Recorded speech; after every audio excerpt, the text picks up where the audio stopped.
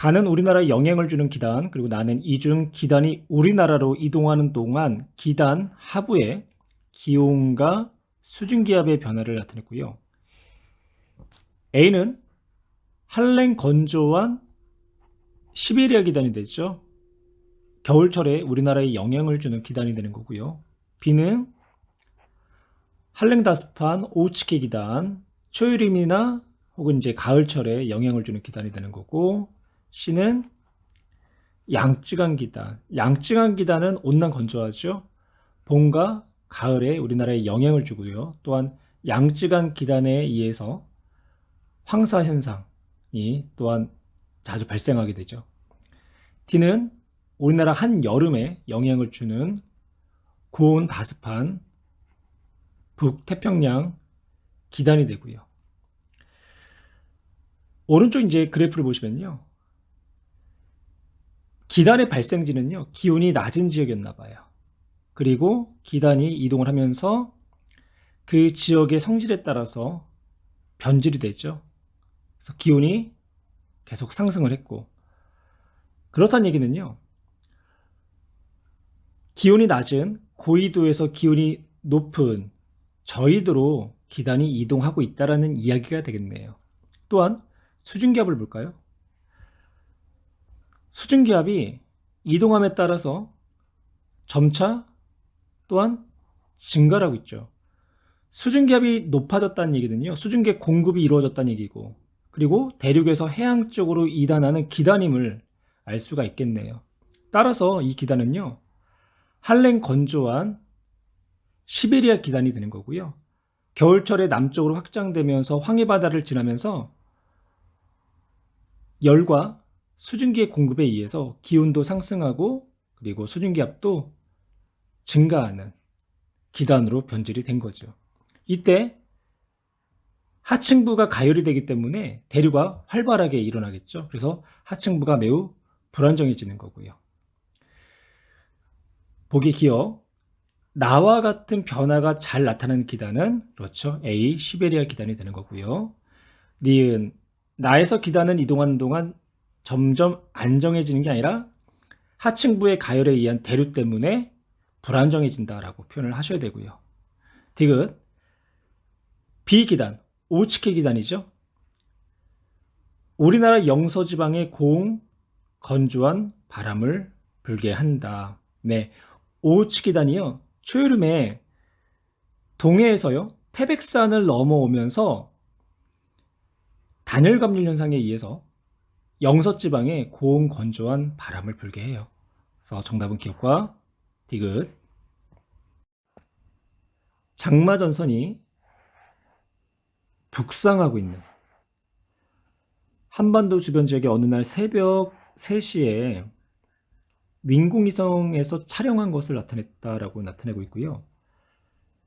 장마전선이 북상하고 있다는 것은 북태평양 고기압의 세력이 강해지고 있다는 거죠. 그래서 북태평양 세력이 강해지면 장마전선은 북상을 하게 되는 거고, 상대적으로 오츠케 기단의 세력이 강해지면 장마전선은 남하를 하게 되는 거고요. 새벽 3시에 인공위성 촬영이래요. 그러면 적외 영상이 되는 거겠죠. 가시 영상은 구름과 지표면에서 반사되는 태양광의 세기를 가지고 나타내잖아요. 근데 야간에는 새벽 3시 햇빛이 없기 때문에 관측이 불가능하고요. 따라서 적외선 영상이라는 거. 적외선 영상은요, 온도가 낮은 구름, 즉 고도가 높은 구름은 밝게 나타난다는 거.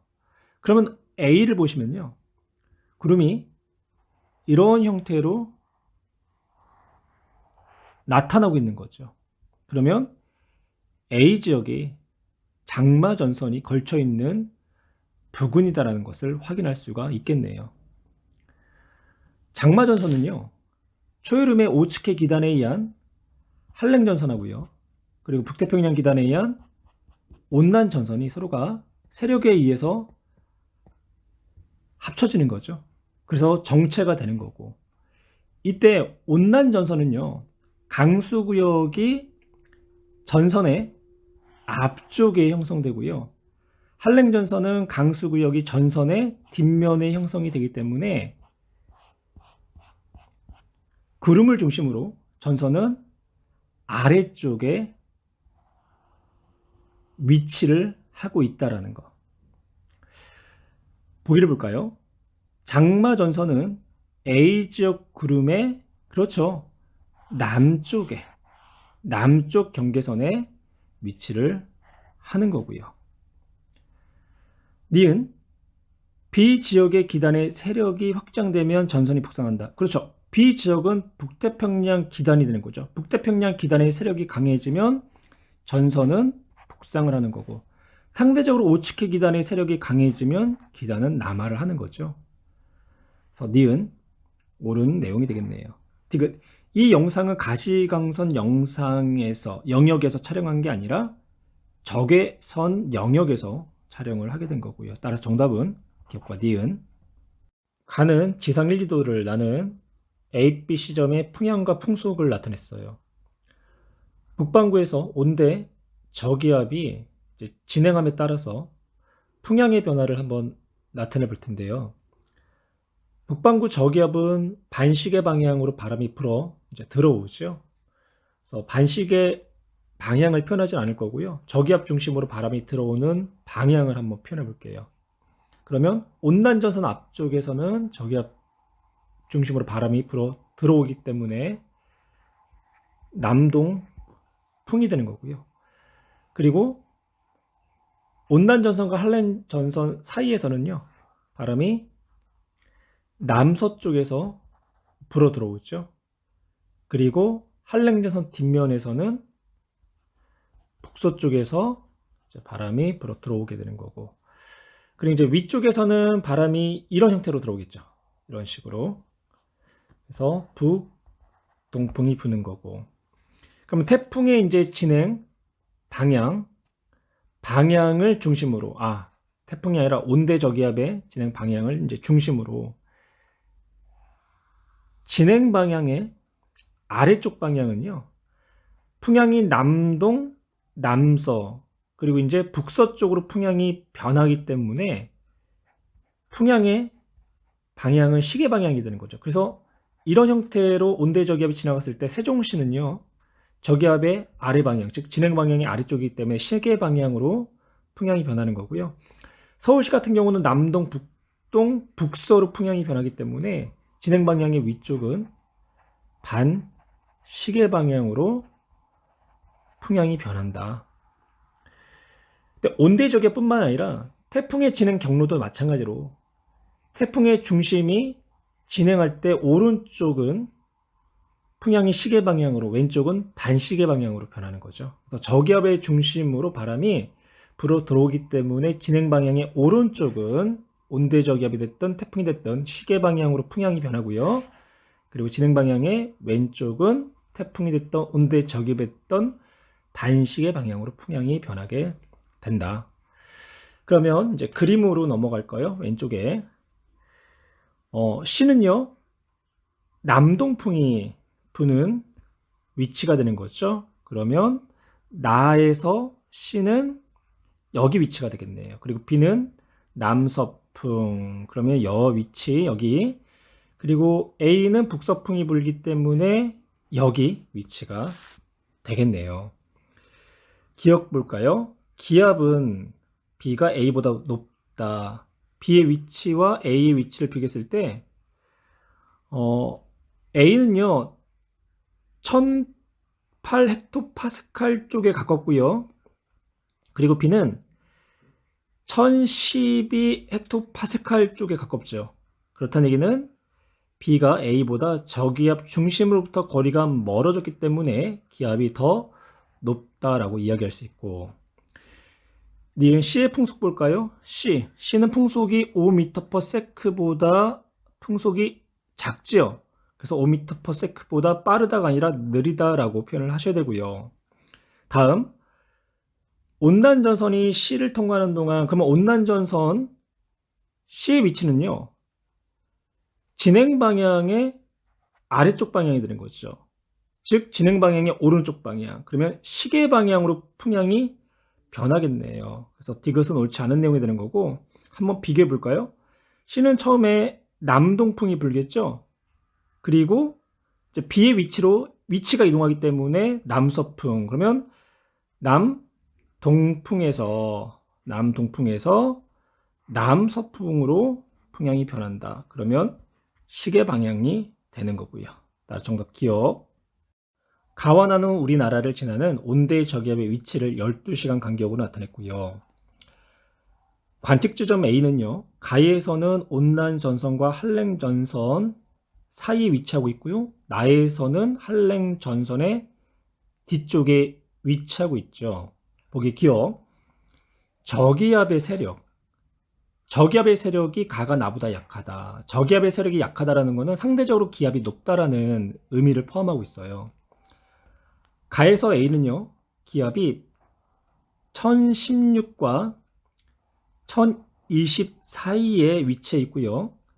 나에서는 기압이 1008과 1012 사이에 위치하고 있죠. 그러면 나가 가보다 기압이 낮기 때문에 나가 가보다 세력이 강한 거고, 저기압의 세력은 따라서 가가 나보다 약하다. 옳은 내용이 되겠네요. 니은 가에서 나로 변한 동안 A에서는 비가 지속적으로 내렸다. 가의 경우는 한랭전선과 온난전선 사이에 놓여있기 때문에 비가 거의 내리지 않다가, 한랭전선이 통과한 후에는요, 소낙성 비가 내릴 가능성이 크죠. 그래서 지속적으로 비가 내렸다라는 내용은 옳지 않은 거고요. 디귿.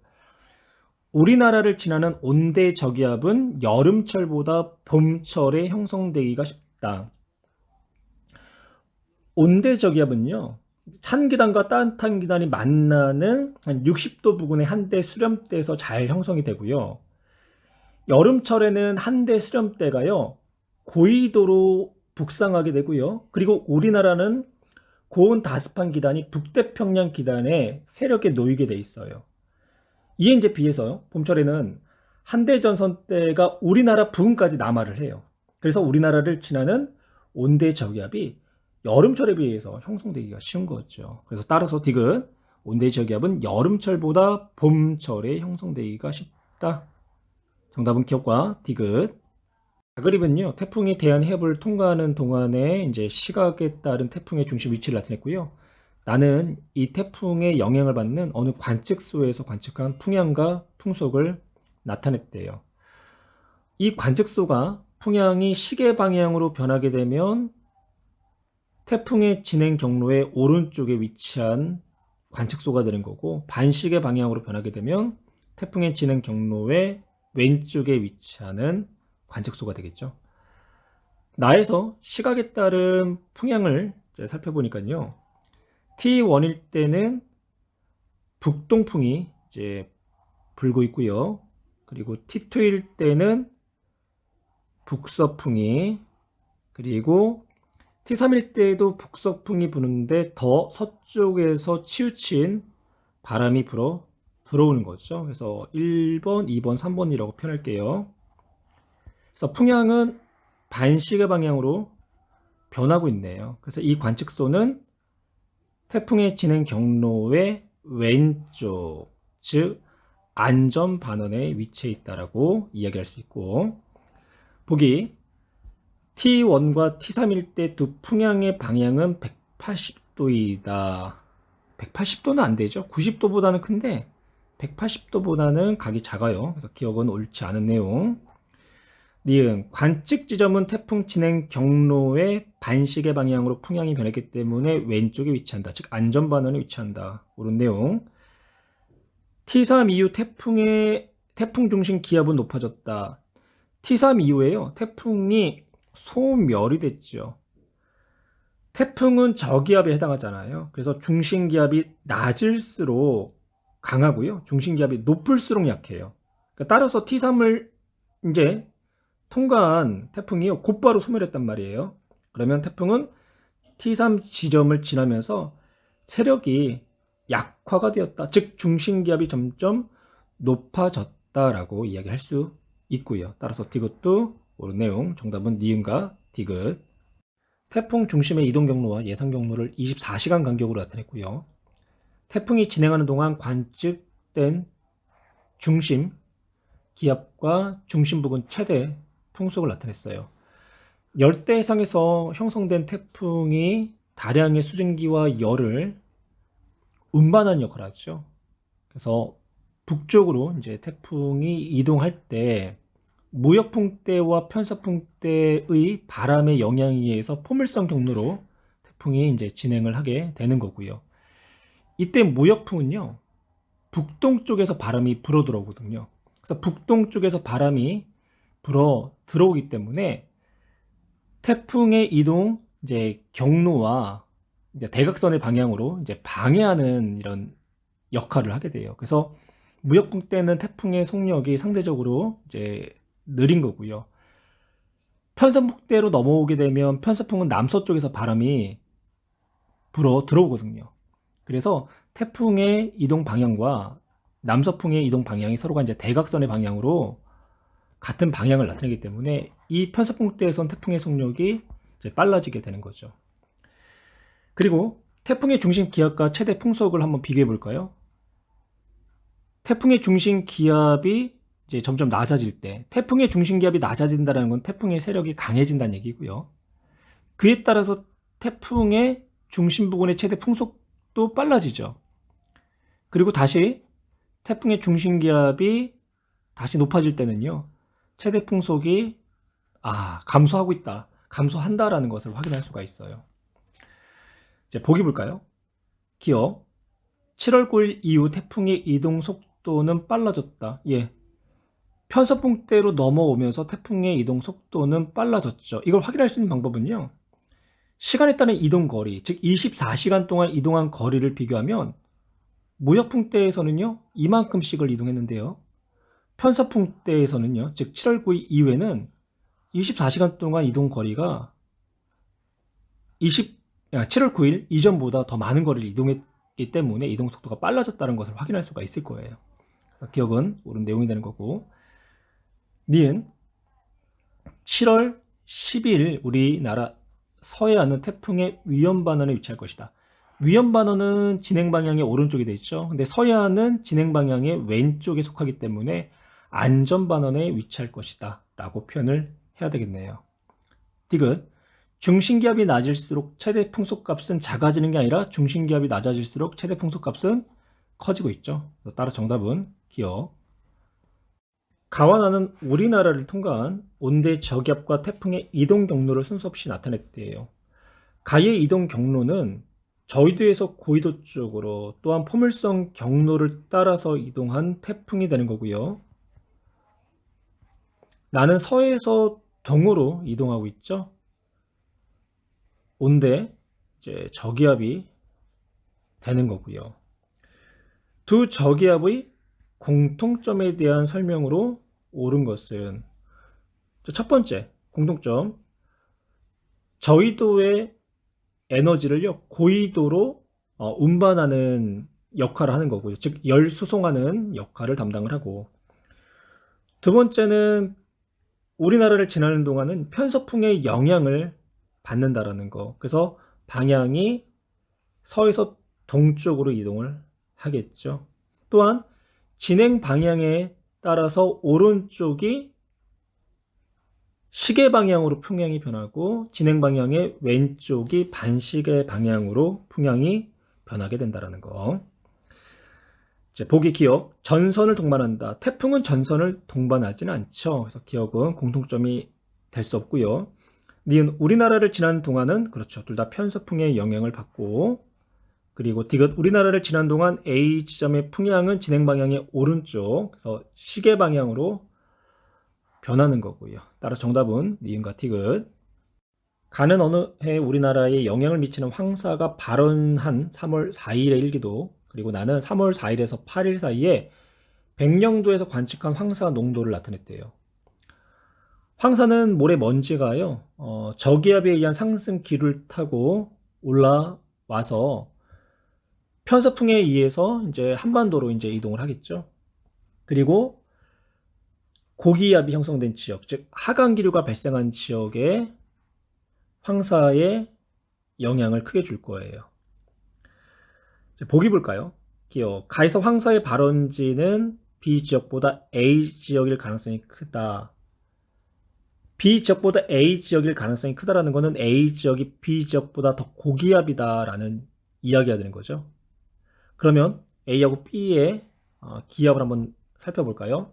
등압선의 간격은 4기압, 즉 4헥토파스칼을 기준으로 나타내요. A는요, 1040에서 1036 사이의 기압이 되는 거고요. B는 1012 미만의 이제 기압이 되겠네요. 그래서 A가 고기압, 그리고 B가 저기압. 그러면 상승 기류가 활발한 저기압의 위치, B가 황사의 발원질 가능성이 크다라고 이야기를 해야 되겠네요. 그래서 기억. 가에서 황사의 발원지는 B 지역보다 A 지역일 가능성이 크다. 옳지 않은 내용이 되는 거고. 니은 3월 6일의 백령도에 3월 6일 황사의 농도 수치가 가장 높게 나타냈죠. 그래서 하강 기류가 상승 기류보다 강했을 것이다. 그렇죠. 하강 기류가 강해야 되겠죠. 그래서 니은 옳은 내용이 되는 거고. 그러니까 사막의 면적이 줄어들면 황사의 발생 횟수가 그렇죠. 감소하겠죠. 왜? 모래 사막이 줄어들면 그만큼 모래 먼지의 발생이 줄어들기 때문에 황사의 발생 횟수도 감소하고요. 따라서 정답은 니은과 디귿. 태평양의 연평균 표층 분포를 나타냈고요. 북태평양인 경우는 이제 무역풍에 의해서 이제 서쪽으로 이제 이동한 북쪽도 해류가 이제 대양의 이제 서쪽에서 고위도로 흐르는 쿠로시오류가 되었다가 이제 편서풍의 영향에 의해서 북태평양 해류로 흐르다가 다시 이제 대양의 동쪽에 도달해 가지고 캘리포니아 해류로 이제 순환을 하게 되죠. 이처럼 북태평양에서는요, 아열대 대순환이 시계 방향으로 흐르게 되고요. 이때 대양의 이제 동쪽 해안에서는 고위도에서 저위도로 흐르는 한류인 캘리포니아 한류가 흐르게 되는 거죠. 해류. 그래서 A 지역이 캘리포니아 해류가 흐르는 지역이 되는 거고. 그 다음 B를 볼까요? B는요, 적도 해상이 되는 거고요. C는요, 중위도 해상이 되는 거죠. 적도 해상과 중위도 해상에서의 표층 연분을 살펴보니까 중위도 해상이 C지역은 36ps보다 더 높은 연분을 나타내고 있고, B는요, B는 대략 여기 선이 34.4가 되는 거죠. 그러니까 34.4 psu에 해당하는 연분을 나타내는 거고, 연분은 중위도 해역이 적도 해역보다 높은 값을 나타내요. 왜냐면요, 강수량과 증발량의 영향 때문에 그러는데, 중위도 해역은요, 고기압대가 되는 거고요. 그리고 적도는 저기압대가 돼요. 고기압대라는 거는 증발량이 강수량보다 많은 지역이 되는 거고, 그리고 저기압대는 증발량보다 강수량이 많은 지역. 그래서 표층연분은 C지역이 B지역보다 높다. 그래서 표층연분의 변화 요인은 증발량과 강수량. 증발량이 강수량보다 큰 지역에서 연분이 높게 나타난다는 거. 그리고 대륙의 연안과 이제 대양의 중심을 비교하면요, 대륙의 연안보다 대양의 중심이 표층연분이 더 높게 나타나거든요. 그 이유는 대륙의 연안 같은 경우는 강물이 유입되면서 연분이 낮아지게 돼요. 그리고 극지방 같은 경우는요, 결빙과 해빙에 따라서 표층연분이 높아지기도 하고 낮아지기도 하는데, 결빙이 일어날 때는 연분이 높아지는 거고 해빙이 될 때는 연분이 낮아지게 되는 거죠. 그리고 위도에 따라서 지역에 따라서 표층연분이 다양하게 나타나죠. 하지만 이 해수에 녹아들어 있는 염류 사이의 질량비는요, 염분이 다르더라도 거의 항상 일정한 값을 나타내게 돼요. 이걸 우리가 염분비 일정의 법칙이다라고 얘기를 하는 거죠. 보기 기억. A는 한류의 영향을 받고 있고요. 그렇죠? 쿠로시오 해류의 반대편 캘리포니아 해류 한류가 되는 거고요. 니은 증발량 마이너스 강수량 값은요, B가 10보다 적다. 예, 그렇죠. 저기압대인 B가 10보다 강수량이 많기 때문에 증발량 마이너스 강수량은 적은 값을 나타내는 거고. 디귿 A, B, C 해수에 녹아있는 주요 염류의 질량 B는 일정하다. 염분은 다르더라도 그 속에 녹아들어 있는 염류 사이의 질량 B는 일정하다. 염분비 일정의 법칙을 만족하기 때문에 디귿 옳은 내용이 되죠. 그림은 표층 염분의 변화가 거의 없는 해요. 그러니까 염분 변화가 거의 없고요. 소음 변화를요, 2달 간격으로 측정하여 깊이에 따라 나타낸 것이다 라고 이야기하고 있네요. 8월을 보시면요, 8월은 수심에 따른 소음 변화가 크게 나타나고 있고요. 반면에 2월은요, 수온은 낮은 반면에 수심에 따른 소음 변화가 거의 나타나고 있질 않지요. 수심에 따라서 소음 변화가 거의 나타나지 않았다라는 거. 그만큼 해수의 연직 혼합이 활발하게 일어났다는 얘기가 되고요. 이렇게 해수의 연직 혼합을 활발하게 일으킨 원인은요, 바람이 되겠죠. 그래서 바람이 많이 부는 계절이구나라는 것을 알 수가 있겠네요. 대신 수온이 낮았기 때문에 기온은 낮은 계절, 즉 한겨울이 되는 거고요. 반면에 8월은 수온은 높죠. 하지만 연직 혼합이 잘 일어나지 않았기 때문에 바람이 약하게 분 계절이다. 그러니까 우리나라로 따진다면 여름이 되는 거고요. 그래서 이거는 북반구에 있는 지역에서의 측정한 값이 되겠네요. 보기 표층 해수의 밀도는 2월이 가장 작다. 표층 해수의 밀도는요, 소음과 염분에 따라서 달라지죠. 표층 염분의 변화가 거의 없는 해역이다라고 했으니까 해수의 밀도는 온도가 낮을수록 크겠네요. 그러면 2월이 표층 해수의 온도가 가장 낮기 때문에 해수의 밀도는 가장 크다라고 표현을 해야 되고요. 이은 수심이 깊어질수록 수온의 연교차가 작아진다. 표층 볼까요? 표층은 수온 변화가 매우 크게 일어나죠. 24도에서 아니 14도 정도, 한 10도 정도의 수온 변화가 나타나고요. 수심 100m에서는 한 11도에서 한 5도 정도의 수온 변화, 한 3도 정도밖에 수온 변화가 일어나질 않네요. 그래서 수심이 깊을수록 수온의 연교차가 작아진다. 예, 옳은 내용이 되는 거고. 디귿 해수면과 수심 100m 사이의 연직 혼합은 8월이 가장 활발하다. 연직 혼합이 활발할수록 수온 변화가 거의 나타나질 않죠. 2월이 그렇잖아요. 바람에 의해서. 그래서 8월은요, 연직 혼합이 가장 일어나질 않는 계절이 되는 거고요. 그래서 디귿은 옳지 않는 내용. 따라서 정답은 니은만. 가는 서로 다른 횟수 A와 B를 밀도를 나는 밑면적 ES와 S인 서로 다른 물탱크 A와 B를 각각 같은 높이만큼 채운 모습이라고 했어요. A와 B의 이제 차이점은요, 기억과 니은의 값에 따른 밀도가 주어졌는데, 밀도는 B가 A보다 큰 값을 나타내는 거죠. 기억과 니은은 수온과 염분 중에 하나. 기억이 증가할수록 밀도 값이요, 작아지고 있죠. 그러면 수온이 낮을수록 밀도가 증가하니까 기억은 수온이 되는 거고요. 그럼 니은 볼까요? 니은이 증가할수록 밀도가 증가하죠. 그러면 니은은 염분이 되겠네요. 그래서 밀도는 수온이 낮을수록 염분이 높을수록 커지게 된다. 다시 나로 넘어 볼게요. A하고 B의 해수의 밀도가 만약 동일하다고